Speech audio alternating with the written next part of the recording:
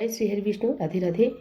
आप सभी का मेरे चैनल में बहुत बहुत स्वागत है। आज हम आपके लिए शनिवार व्रत कथा लेकर आए हैं। कथा पूरी सुनिएगा और अच्छी लगे तो प्लीज लाइक, चैनल को सब्सक्राइब जरूर कीजिएगा। एक समय स्वर्गलोक में सबसे बड़ा कौन के प्रश्न पर नवग्रहों में वाद विवाद हो गया। विवाद इतना बढ़ा कि परस्पर भयंकर युद्ध की स्थिति बन गई। निर्णय के लिए सभी देवता देवराज इंद्र के पास पहुंचे और बोले, हे देवराज, आपको निर्णय करना होगा कि हम में से सबसे बड़ा कौन है। देवताओं का प्रश्न सुनकर देवराज इंद्र उलझन में पड़ गए। इंद्र बोले, मैं इस प्रश्न का उत्तर देने में असमर्थ हूँ। हम सभी पृथ्वी लोक में उज्जैनी नगरी में राजा विक्रमादित्य के पास चलते हैं। देवराज इंद्र सहित सभी ग्रह देवता उज्जैनी नगरी पहुंचे। महल में पहुंचकर जब देवताओं ने उनसे प्रश्न पूछा तो राजा विक्रमादित्य भी कुछ देर के लिए परेशान हो उठे। अचानक राजा विक्रमादित्य को एक उपाय सूझा और उन्होंने विभिन्न धातुओं स्वर्ण, रजत यानी चांदी, कांसा, ताम्र, सीसा, रांगा, जस्ता, अभ्रक व लोहे के 9 आसन बनवाए। धातुओं के गुणों के अनुसार सभी आसनों को एक दूसरे के पीछे रखवाकर उन्होंने देवताओं को अपने अपने सिंहासन पर बैठने को कहा। देवताओं के बैठने के बाद राजा विक्रमादित्य ने कहा, आपका निर्णय तो स्वयं हो गया। जो सबसे पहले सिंहासन पर विराजमान है वही सबसे बड़ा है। राजा विक्रमादित्य के निर्णय को सुनकर शनि देवता ने सबसे पीछे आसन पर बैठने के कारण अपने को छोटा जानकर क्रोधित होकर कहा, राजा विक्रमादित्य, तुमने मुझे सबसे पीछे बैठाकर मेरा अपमान किया है। शनि ने कहा, सूर्य एक राशि पर 1 महीने, चंद्रमा 2.25 दिन, मंगल 1.5 महीने, बुध और शुक्र 1 महीने, बृहस्पति 13 महीने रहते हैं, लेकिन मैं किसी राशि पर 7.5 वर्ष तक रहता हूँ। बड़े बड़े देवताओं को मैंने अपने प्रकोप से पीड़ित किया है। राम को 7.5 के कारण ही वन में जाकर रहना पड़ा और रावण को 7.5 के कारण ही युद्ध में मृत्यु का शिकार बनना पड़ा। इसके बाद अन्य ग्रहों के देवता तो प्रसन्नता के साथ चले गए, परंतु शनिदेव बड़े क्रोध के साथ वहां से विदा हुए। राजा विक्रमादित्य पहले की तरह ही न्याय करते रहे। उनके राज्य में सभी स्त्री पुरुष बहुत आनंद से जीवन यापन कर रहे थे। कुछ दिन ऐसे ही बीत गया। उधर शनि देवता अपने अपमान को नहीं भूले। विक्रमादित्य से बदला लेने के लिए एक दिन शनिदेव ने घोड़े के व्यापारी का रूप धारण किया और बहुत से घोड़ों के साथ उज्जैनी नगरी पहुंचे। राजा विक्रमादित्य ने राज्य में किसी घोड़े के व्यापारी के आने का समाचार सुना तो अपने अश्वपाल को कुछ घोड़े खरीदने के लिए भेजा। घोड़े बहुत कीमती थे। अश्वपाल ने जब वापस लौटकर इस संबंध में बताया तो राजा विक्रमादित्य ने स्वयं आकर एक सुंदर व शक्तिशाली घोड़े को पसंद किया। घोड़े की चाल देखने के लिए राजा उस घोड़े पर सवार हुए तो वह घोड़ा बिजली की गति से दौड़ पड़ा।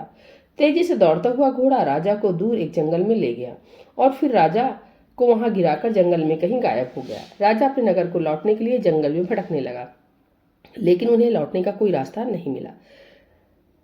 राजा को भूख प्यास लगाई। बहुत घूमने पर उसे एक चरवाहा मिला। राजा ने उससे पानी मांगा। पानी पीकर राजा ने उस चरवाहे को अपनी अंगूठी दे दी। फिर उसे रास्ता पूछकर वह जंगल से निकलकर पास के नगर में पहुंचा। राजा ने एक सेठ की दुकान पर बैठकर कुछ देर आराम किया। उस सेठ ने राजा से बातचीत की तो राजा ने उसे बताया कि मैं उज्जैनी नगरी से आया हूँ। राजा के कुछ देर दुकान पर बैठने से सेठ जी की बहुत बिक्री हुई। सेठ ने राजा को बहुत भाग्यवान समझा और खुश होकर उसे अपने घर भोजन के लिए ले गया। सेठ के घर में सोने का एक हार खूंटी पर लटका हुआ था। राजा को उस कमरे में छोड़कर सेठ कुछ देर के लिए बाहर गया। तभी एक आश्चर्यजनक घटना घटी। राजा के देखते देखते सोने के उस हार को खूंटी निकल गई। सेठ ने कमरे में लौटकर हार को गायब देखा तो चोरी का संदेह राजा पर ही किया, क्योंकि उस कमरे में राजा ही अकेला बैठा था। सेठ ने अपने नौकरी से कहा कि इस परदेसी को रस्सियों से बांध कर नगर के राजा के पास ले चलो।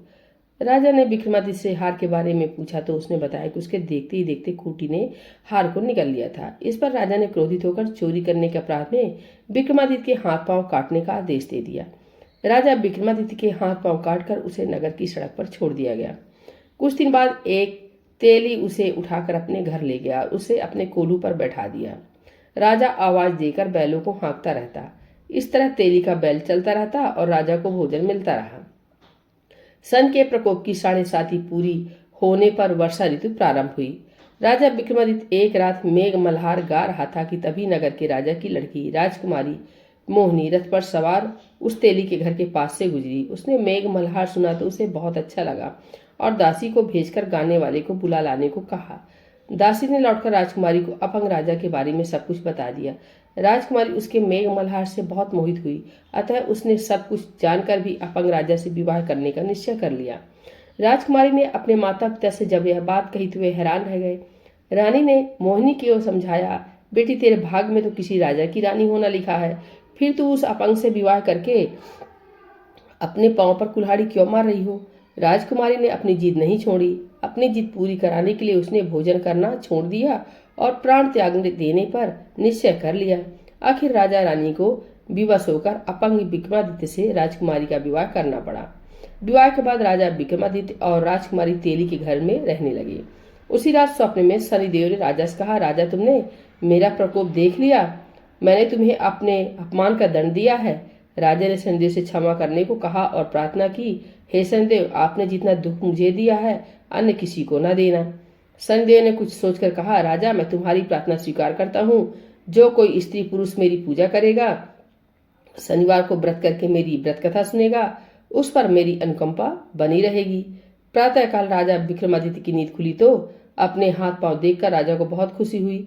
उसने मन ही मन शनिदेव को प्रणाम किया। राजकुमारी भी राजा के हाथ पांव सही सलामत देखकर आश्चर्य में डूब गई।